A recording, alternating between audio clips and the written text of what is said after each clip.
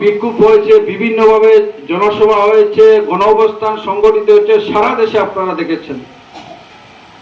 কিন্তু আমাদের দেশের নেতা প্রসন্ন ত্রিপুরা ওনাকেও সভাপতির পাশে আসন গ্রহণ করার জন্য আহ্বান, মহোদয়কে সভাপতির পাশে আসন গ্রহণ করার জন্য আহ্বান রাখছি। আমাদের সারা ভারত কৃষক সভা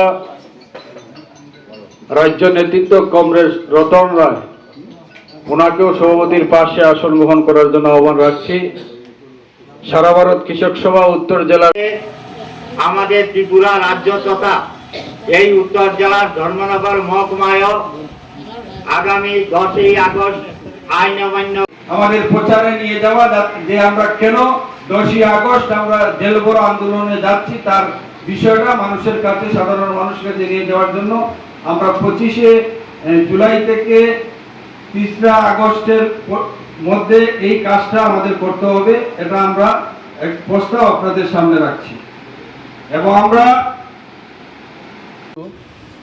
সারা ভারত কৃষক সভা, ত্রিপুরা খ্যাতমজুর ইউনিয়ন এবং ত্রিপুরা উপজাতি গণমুক্তি পরিষদের যৌথ উদ্যোগে সারা দেশে কেন্দ্রীয় সরকার শ্রমিক স্বার্থবিরোধী এবং শ্রমজীবী মানুষকে কৃতদাসে পরিণত করবার যে ষড়যন্ত্র, শ্রম আইন বাতিল করে দিয়ে যে শ্রমকোড প্রণয়ন করেছেন তার বিরুদ্ধে এই শ্রমকোড বাতিল করার দাবি নিয়ে, এছাড়াও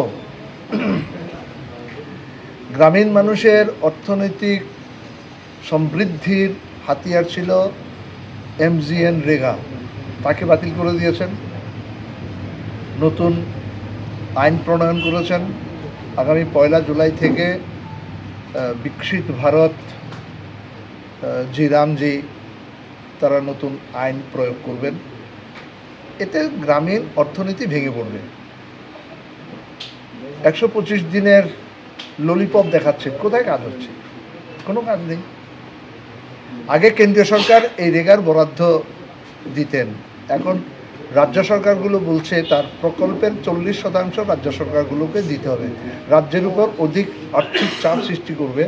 এর ফলে রেগা প্রায় স্তব্ধ হয়ে যাবে, বাতিল হয়ে যাবে। আমরা বলছি যে MGNREGA চালু করতে হবে। পেট্রোল, ডিজেল, রান্নার গ্যাসের অস্বাভাবিক মূল্য বৃদ্ধি ঘটেছে, মানুষের ক্রয় ক্ষমতার বাইরে চলে গেছে, অর্থনীতি বিপন্ন হচ্ছে। আমরা এই অস্বাভাবিক মূল্য বৃদ্ধির প্রতিবাদে, এছাড়া বিদ্যুৎ সুলভ মূল্যে গ্রাহকদের কাছে পৌঁছে দেওয়ার একটি ওয়েলফেয়ার গভর্নমেন্টের নীতি হওয়া দরকার। সেখানে আমরা দেখছি ওই বিদ্যুৎ উৎপাদনকারী সংস্থার স্বার্থে এই বিদ্যুৎ বিল তারা এনেছেন। আমরা বিদ্যুৎ আইনের প্রতিবাদ করছি। অবিলম্বে যে বর্ধিত মাসুল, সারচার্জের নামে, ডিউটি চার্জের নামে, বিভিন্ন ধাপের নামে যে ধরনের এবং মিনিমাম চার্জের নামে যে ধরনের বিদ্যুতের মাসুল বৃদ্ধি করছে, তারই প্রতিবাদে আগামী 10ই আগস্ট সারা দেশে প্রত্যেকটি জেলায়, প্রত্যেকটি মহকুমায়, ব্লক স্তরে, বিভিন্ন রাজ্যে জেল ভরো আন্দোলন অর্থাৎ আইন অমান্য আন্দোলন আমরা সংগঠিত করব।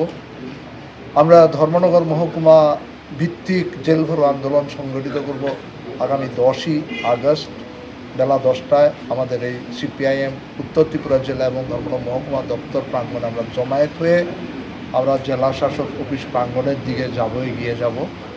এই কর্মসূচিটা আমাদের রয়েছে এবং এই কর্মসূচিকে সফল করবার জন্যই আজকে CITU, সারা ভারত কৃষক সভা, ত্রিপুরা খ্যাতমজুর ইউনিয়ন এবং ত্রিপুরা উপজাতি গণমুক্তি পরিষদের যৌথ উদ্যোগে যে কনভেনশন, এই কনভেনশনে শুধুমাত্র 4টি সংগঠন না, অন্যান্য বামপন্থী প্রগতিশীল যে সমস্ত শ্রেণী এবং গণসংগঠনগুলো রয়েছে তাদের নেতৃত্ব আজকে এই কনভেনশনে উপস্থিত হয়েছেন।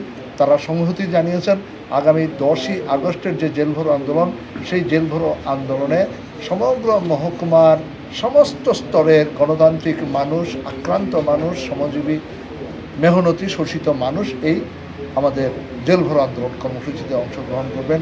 আমরা বিশ্বাস করি আমাদের কনভেনশন সফল হবে। আগামীর জেল ভরো আন্দোলনকে সামনে রেখে এই কনভেনশন থেকে আমরা বহুমুখী প্রচারধর্মী কর্মসূচি আমরা গ্রহণ করব। আমরা বিশ্বাস করি আজকের কনভেনশন সমস্ত দিক থেকে সফল হবে।